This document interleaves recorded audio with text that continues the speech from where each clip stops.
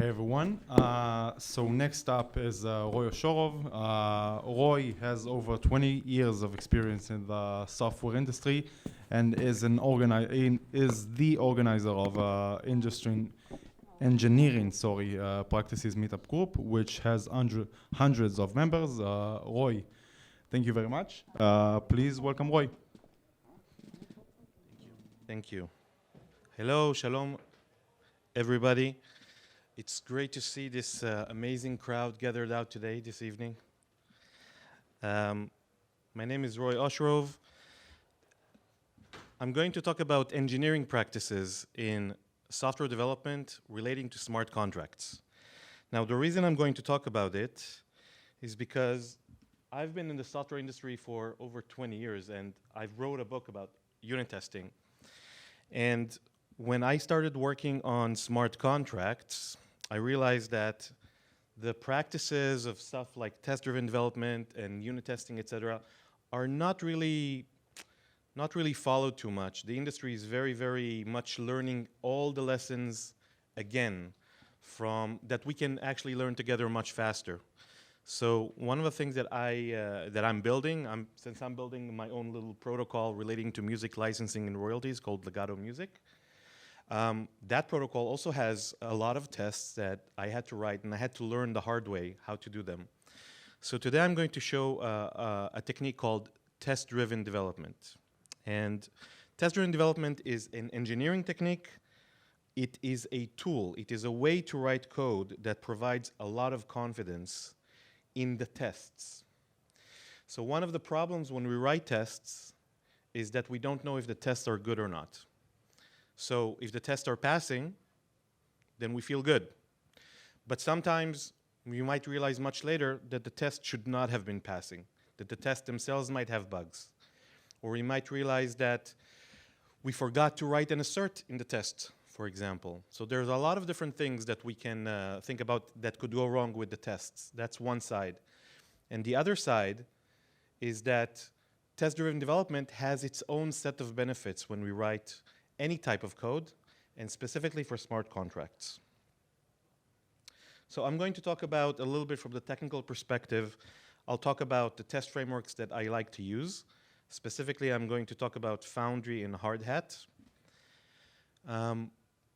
But I'll explain the differences between them, and I'll explain why I chose Foundry specifically for today's demo. Then I'll talk about the process of test-driven development, which is red-green refactor. That's the simple way of explaining it. But there is a better way of explaining it, which I will do today. And I'll show you an example of applying test-driven development when we're building a very simple contract, a treasury contract, where people can join in, they can put money, and get that money back. We're probably not going to build the whole thing today, but I'll show you what it feels like. And if we have time, we'll go over some common questions, and we'll do some Q&A. Now, when we write tests in Web 2, there are all these layers that we can see here, like end-to-end at the top, and unit tests at the bottom, and API tests in the middle, and integration tests. All these things, they apply in Web 2. When we're writing tests for smart contracts, it's a bit different. When we're talking about where the tests that we're going to write today, they usually live on the fourth layer here. And I'll characterize them as API tests. And the reason is that when we're writing tests for smart contracts, those smart contracts actually have to run on a local chain. And that local chain is basically a local node that runs on our local machine or on any other machine. So we're really invoking an API. So we can't really call them unit tests. They might maybe look a little bit maybe like unit tests, but truly those tests require a chain that runs, and we actually deploy our tests either as solidity tests or JavaScript that requires us to deploy a smart contract, which we are testing. So there's a lot of stuff that goes on under the hood, which forces us to write API tests. Now, it's important to understand that we're writing API tests. If we're writing front-end tests, we would call that more of an end-to-end, so something like what the user would see. And at the top layer, we might have our system plus somebody else's systems. Or at the top layer, we might have also a test net where we actually deploy things into a real testnet, and we use real smart contracts from other systems. Now, when we're talking about test-driven development, and I'm just going to look at the hundreds of people currently in the audience, and I'll ask you a quick question. Has anyone here ever raise your hand if you've ever tried test-driven development? Okay, cool. Are you actually doing it today, these days? Okay, that's about the same. That's about the percentage that I saw. It doesn't matter if there were 100. It's usually less than 10% of the people that actually apply. Sometimes it's even less than 5. And here's the thing, test-driven development is not simple. It requires 3 main skills to actually be successful. The first skill is writing good tests. And we can write really crappy tests, or we can write really good tests. There's a difference between that and writing the test before we write the code or after we write the code. So you can write really crappy tests before you write the code, or you can write really great tests after you write the code. 2 different separate skills. So learning how to write good tests is better than writing the test first, because I'd rather have a good test than a bad test. And the second skill is writing the test before you actually write the code, which is, that's what most people see about test-driven development, is that it's just changing the order in which you do things. It is part of it. But the third skill, that is the most difficult skill, which is a design skill. A lot of people look at TDD and they think test-driven design, which means that they are afraid that the test-driven design is, the test is forcing us to a specific design of the code. And a lot of people are afraid that if you leave design into the tests and you don't think about design before, you could end up with really bad design. And I kind of agree with that. Most people do not have enough design skills in software to think about a good design as they're writing the tests. Maybe there's a handful of people around the world that can probably do it, but I'll usually start with some design up front, at least on a few whiteboards, but the design has to be generic enough so I can change it later if I choose to. And then I'll let the tests decide for me whether that design is good enough or not, and I might change it. I'll just close this. Okay. Now, today there are 4 main test frameworks that I could choose from just to use for the demo today. Now, when I started writing tests, I started with Truffle, because I'm definitely come from a more JavaScript background. Truffle is I would say for me, it's kind of the OG. It's an old school tool. It works. I would say it's a bit, these days it's a bit long in the tooth, if you will. And we have Hardhat, which is a bit newer, and I worked with Hardhat up until probably just a few days ago. But as I was preparing the demos for today, I kind of tried to compare and contrast Hardhat with Foundry. Foundry is a much newer project that takes slightly different approach. So let me just compare these things.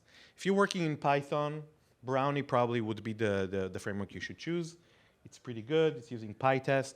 And notice that all of these frameworks at the bottom, they have the chain simulators, or the local nodes.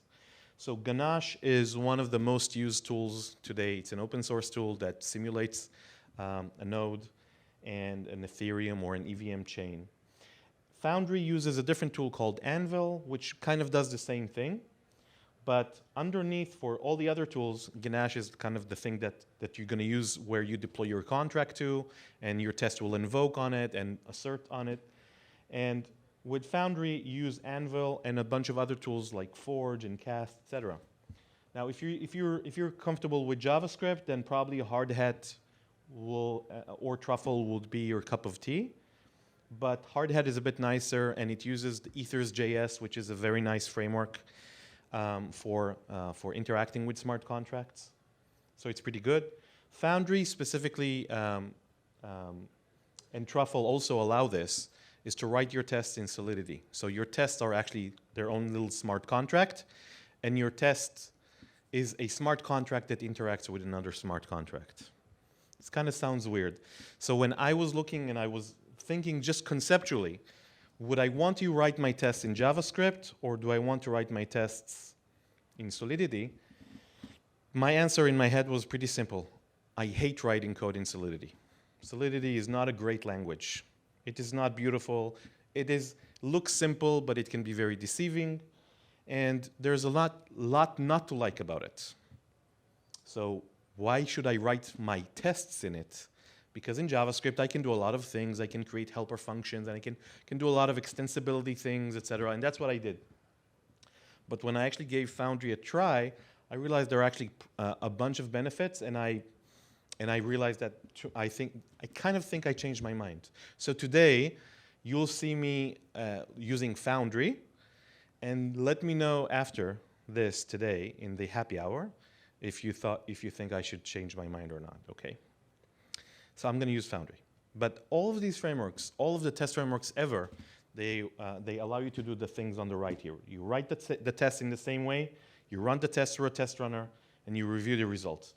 When you're running tests on a blockchain, then you also need to run a blockchain. You also need to run a chain. So that is the common thing, and all the test runners will basically do that for you, the step on the left, so we don't have to worry about it too much. But if we wanted to, we can run it as a separate command line, set up the node, and actually deploy our tests and have a chain that continues to live even after the tests are dead. Sometimes that's good for debugging and a lot of other different things. All tests have three main parts: arrange, act, and assert. So far, so good, right? You arrange, you set up your state in code of the thing that you would like to test. In the act part, you invoke the thing that you would like to test. In the assert part, you verify that what you expect to happen actually does happen. So if I wanted to write a test with Foundry, this is what it might look like. So with Foundry, you create can you read this? Or I don't know if we can turn the lights a bit off or not. If not, I can see the guy. Don't worry. Keep it. We will survive. Just 100 people here can't read the code. Just kidding. Okay, so treasury. There you go.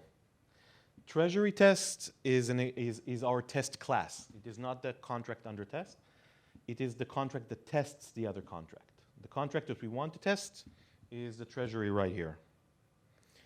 Let's see. I don't know if we can do this. Never mind.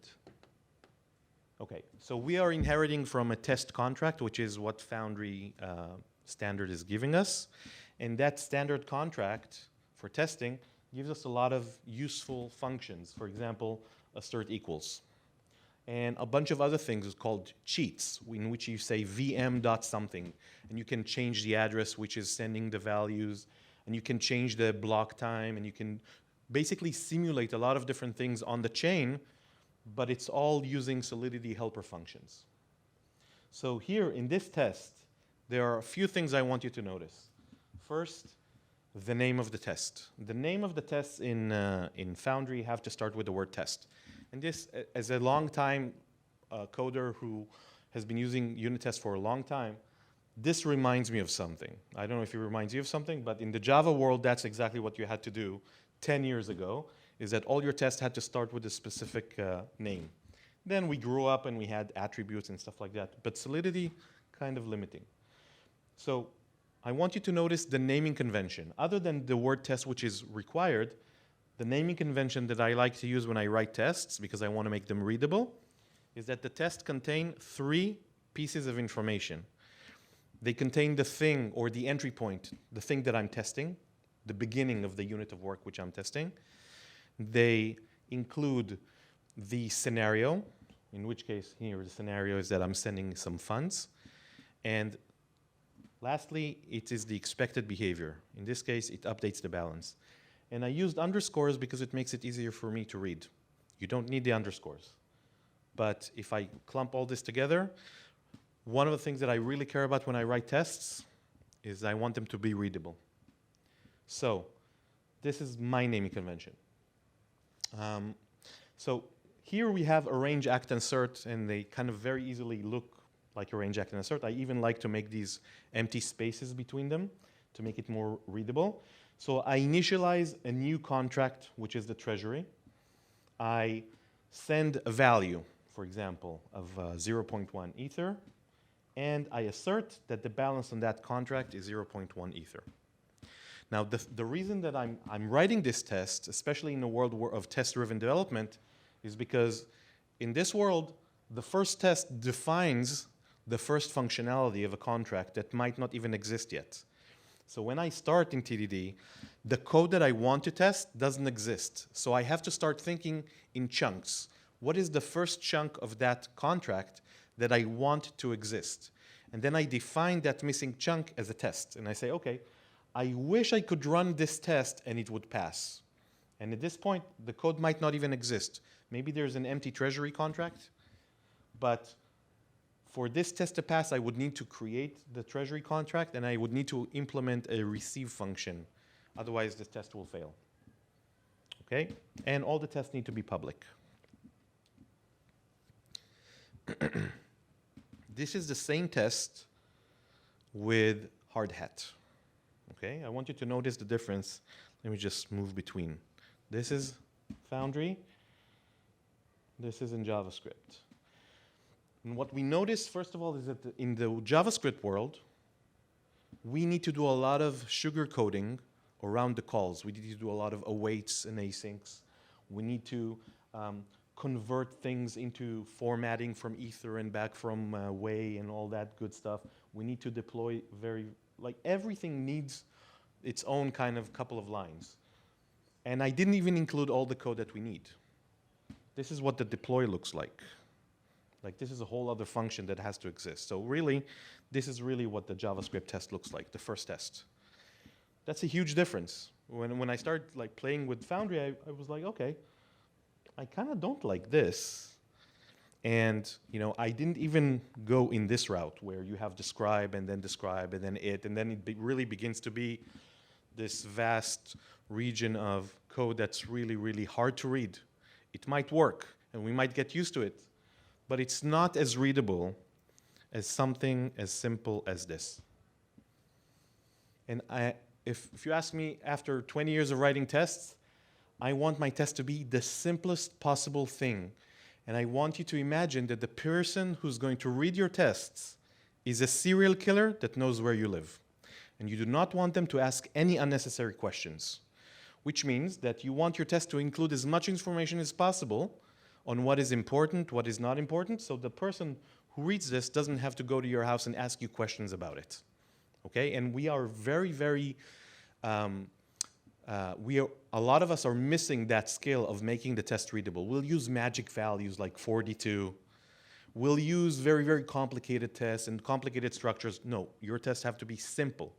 They have to explain the problem and how it's supposed to be solved in the simplest way possible. You can always add the more complicated tests after, but when we're just getting started, this is what it looks like. Okay, so let me jump into TDD really quickly. You have a question?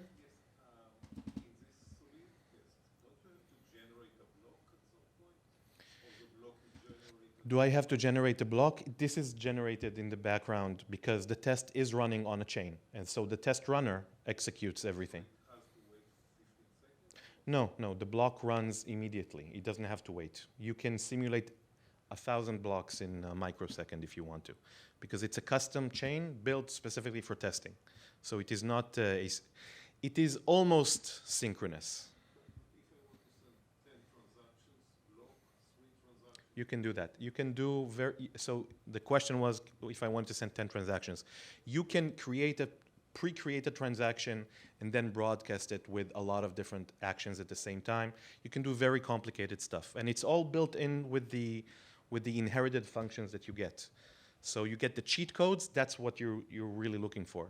So let's say that you have a functionality that will unlock specific funds only after 3 months. You can easily warp time on the chain so that the block time changes, or you can skip specific blocks. You can simulate a lot of different things.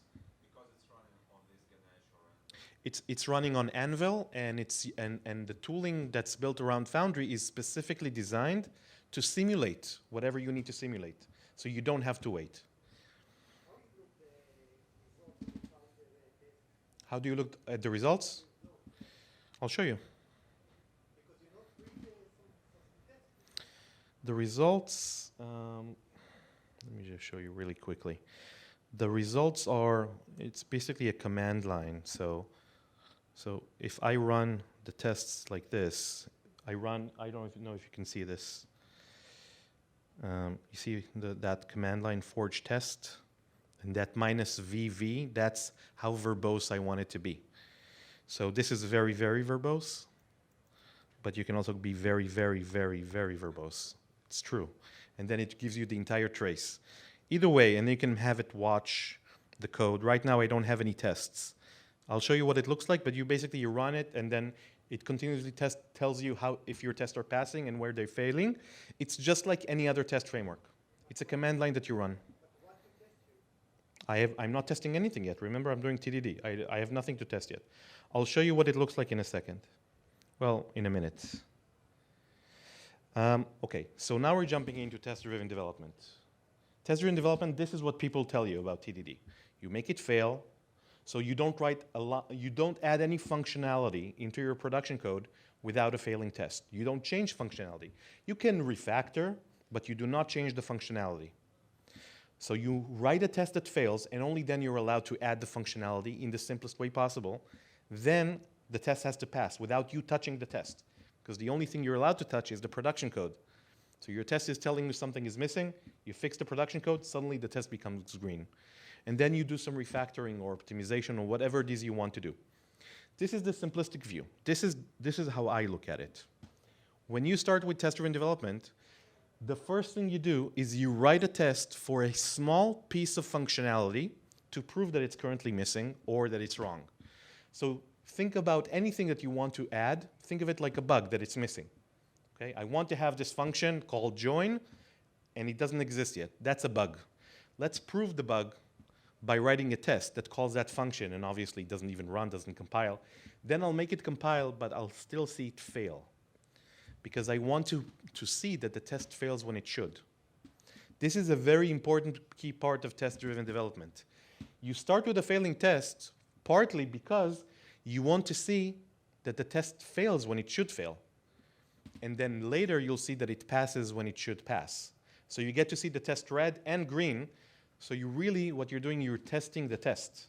So you trust the test more. Now, what happens if you write the test and it's actually green? You didn't plan on it to be green. It means that either you're testing the wrong thing or you missed an assert somewhere. So at least you found it very, very early. So this is where you start. And then you implement the code in production in the simplest way possible. Simplest as in you're the laziest developer in the world, and the only way you get to go home is if all the tests are passing, but you're not allowed to touch the tests. Okay, so your brain is divided in two parts. One part is strict. It says, it's missing this. And then the other part is like, whatever, man. Let me just implement this line of code in the simplest way possible just to get all the tests passing. And when you do that, suddenly the tests pass. It might be ugly code, but it works. But it's ugly. So that's why you start refactoring. So once the code is passing, now you start doing incremental refactorings. You might rename a function, or you might take a longer function, extract it into smaller functions, whatever it is you need to do. And every time you do that, you run the test again. Every small change, you run the test again.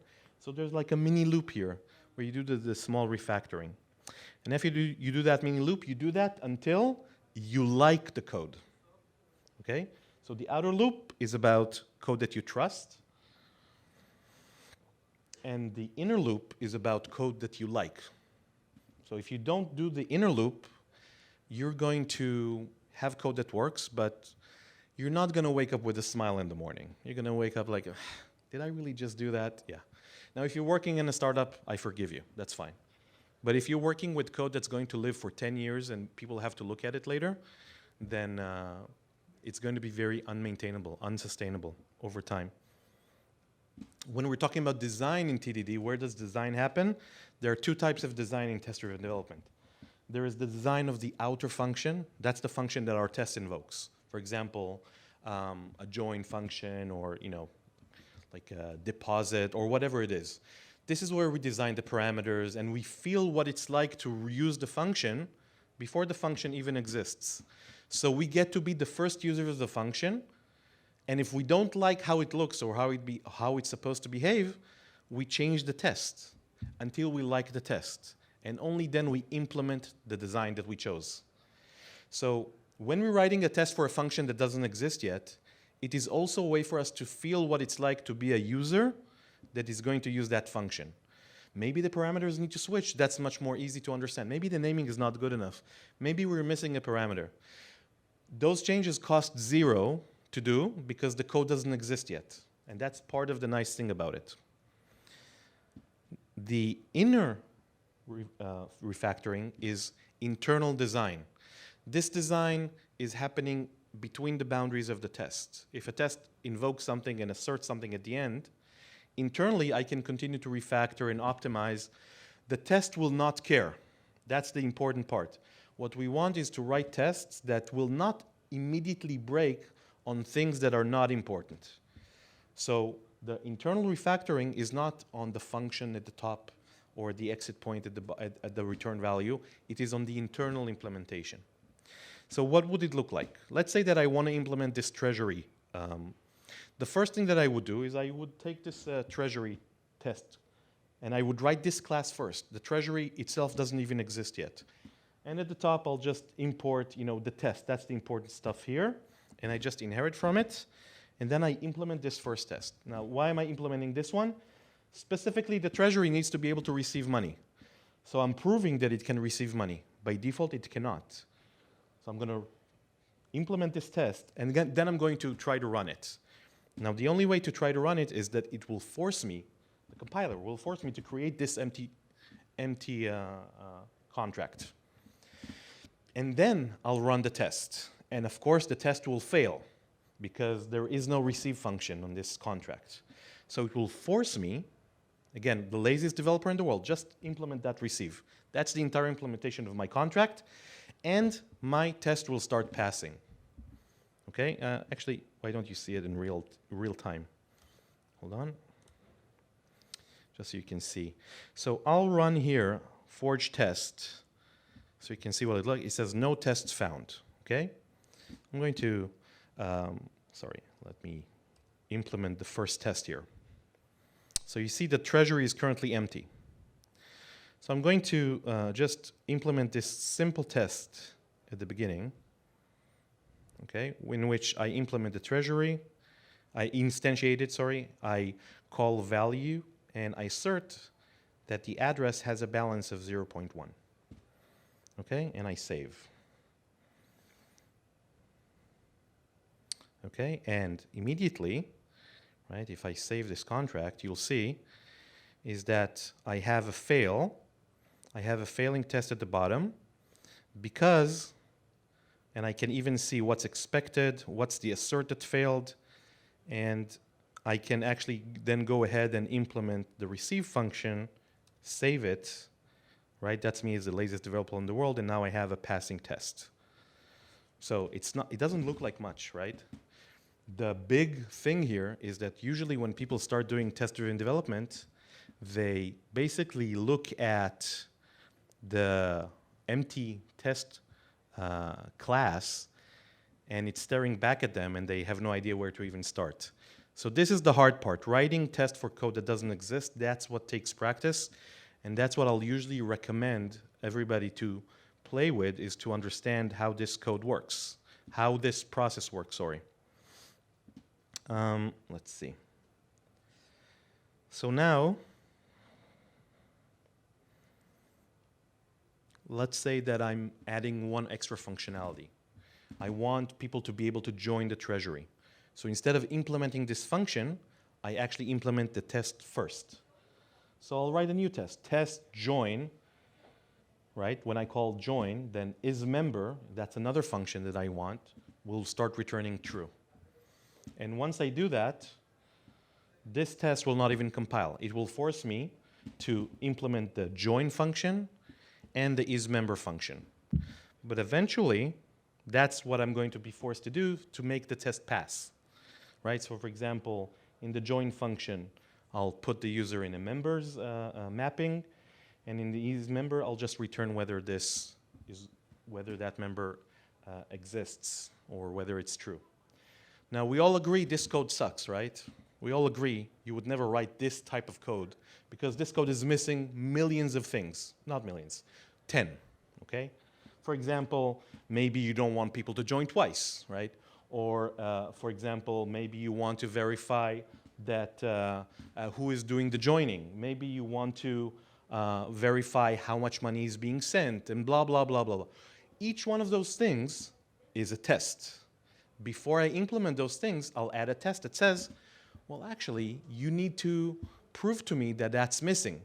So I don't add those pieces of functionality before I have a failing test. And once I do, then I go and I become the laziest developer in the world and I implement that piece of functionality. Here's another example of a test. Now I'll say, let's say the only way you can join is if you pay 0.1 Ether. So here, I have a test, join with payment under threshold reverts. So I'll implement the treasury, I'll instantiate it. Then here I'm using a cheat, for example. I'm saying VM expect revert, and I'm telling it the type of the error by using the selector. The type of the error that's supposed to be thrown. And so the next line, which is the last line in the test, is supposed to revert with that specific error. And if calling tjoin with this value will not revert, then my test will fail. And if it does revert, then my test will succeed. Okay? So now I'll have to go and implement something like this in the contract. Remember, I start with the test, and then I go and I implement this piece of code. So that test created these two lines of code. What does this give me? It means that every piece of code that exists in my smart contract had a reason to exist. There was something that pushed me to create it, and that also means that if I change that functionality tomorrow, something will fail if I broke something. It's completely different than me starting from the bottom and writing all the code and then adding all the tests. Because it's very likely that I'll just implement the code in a much more complicated way, and definitely only parts of it will be tested. And I'll need to do a lot of fuzz testing, etc., which is good. But here we're talking about a programming technique. So TDD is used as a programming technique to generate code that works. So one of the common questions that happens is when people start is they'll say, do I start with all of the edge cases or do I start with the happy path? Which test do I write first? And the answer I'll usually recommend is that you start with the happy path and you only add the edge cases later. And the reason is when you're implementing something and then at the end of the day someone asks you, well, how is it going? You don't want to say something like, well, it's going great. I mean, it doesn't do anything yet, but it handles all the edge cases, right? We want software that works. So TDD is about creating software that works. The edge cases will be there. I'll just write them as comments, and then I'll implement them one by one. Quick common questions, okay? So let's see if from the hundreds of people in the audience, if someone listened. What is a good reason to write the test before we write the code? Anyone? Was there a good reason or just because Roy said so?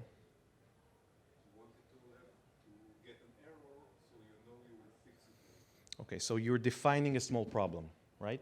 Is there another reason to write the test first?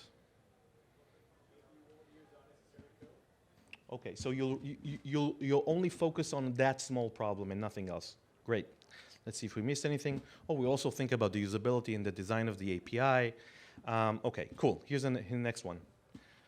Okay, you wrote the test first. Do you really need to make it fail first? Okay. So you're testing the test, right?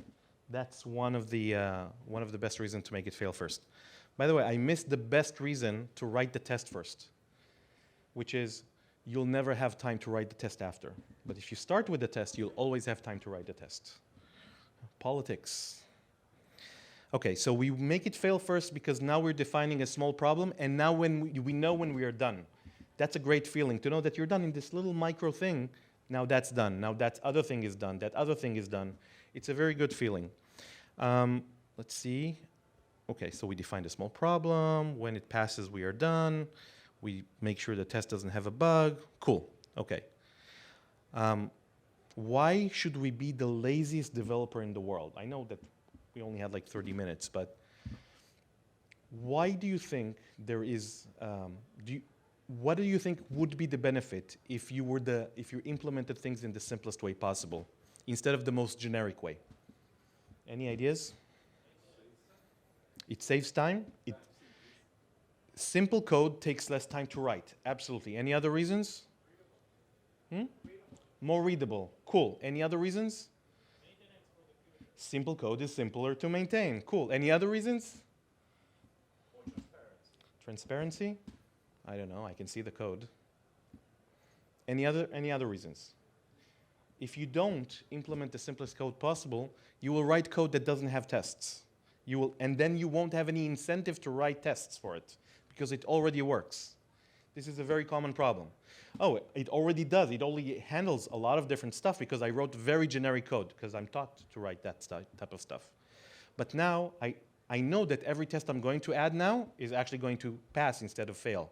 So I have less incentive to actually write those tests because I already know that it works. But if we start by proving that it doesn't work, then it gives us a different way of approaching the code, a much more objective way. Okay, simple solutions, easy to maintain, better coverage, cool. Okay, here's a weird question. Why not just write, let's say, 5 or 10 tests at the same time and then implement all of them? Why not? Because I was showing you, I'm writing one test, I'm implementing it.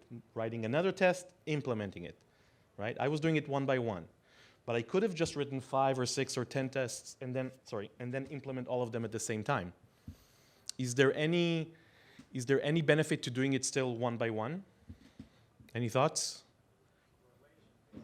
Sorry? Correlation?